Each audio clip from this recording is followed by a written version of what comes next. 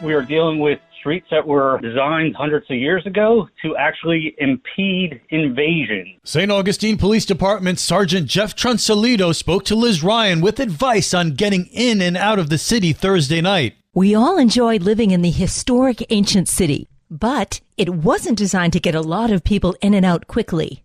These streets are basically the same streets that we had a couple hundred years ago and don't allow a good flow of traffic.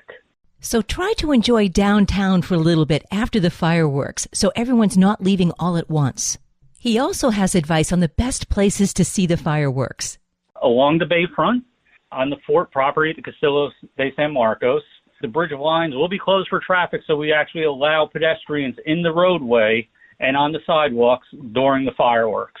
This is a rare opportunity to actually sit wherever you want on the Bridge of Lions. They're allowed to bring chairs. They can bring coolers, no alcohol beverages. That's illegal in the city of St. Augustine. The fireworks will go off at 9:30. At 9:50, they will be over. Police officers will give everybody a little bit of time to clear the roadway, and then eventually the police officers will ask everybody to leave the roadway to get onto the sidewalk, so we'll be able to open up the bridge for vehicular traffic.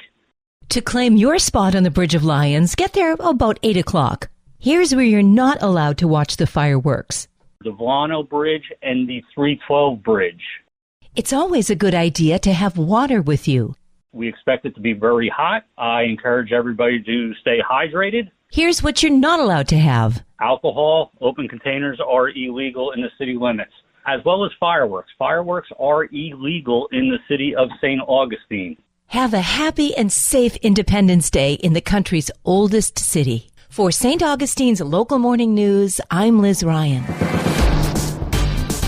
This local news is a service of your hometown Toyota dealer, Beaver Toyota, US 1 St. Augustine, here to wow you.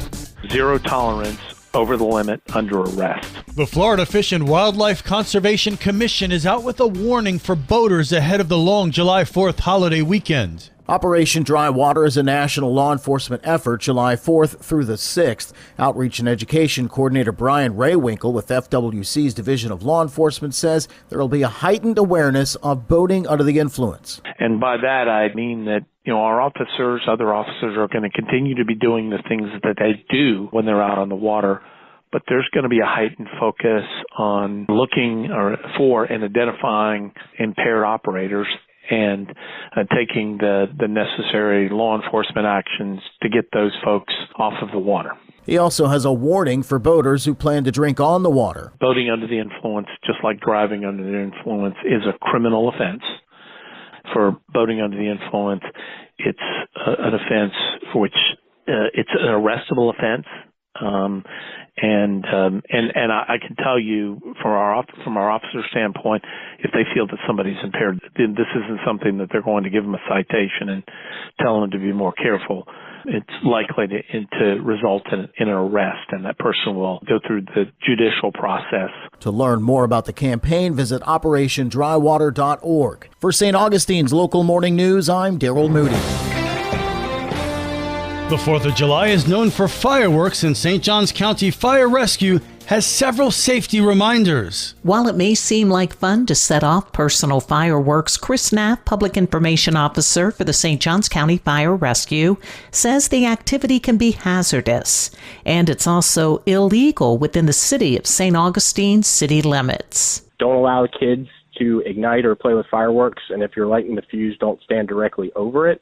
Also, keep a fire extinguisher nearby. When you're done, make sure you soak what's left of the fireworks in a bucket of water to make sure they're completely out, and then keep them outside and not in a trash can until the next day to make sure they're completely out, because we get a lot of fires throughout the county that start from people putting all the remnants of the fireworks in the trash can. And even those innocent-looking sparklers can be dangerous. Ground-based fireworks like party poppers and sparklers are safer to use, but try to use those on a hard surface, and don't light sparklers on grass, and keep them at least 30 feet away from children and pets. Knapp says firefighters will be on standby for the public fireworks display in case of an emergency, and adds any unused personal fireworks aren't allowed to be lit during the off-season and must be put away until New Year's Eve.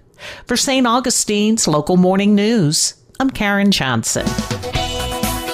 And now you're up to date with St. Augustine's Local Morning News. I'm Rich Carroll.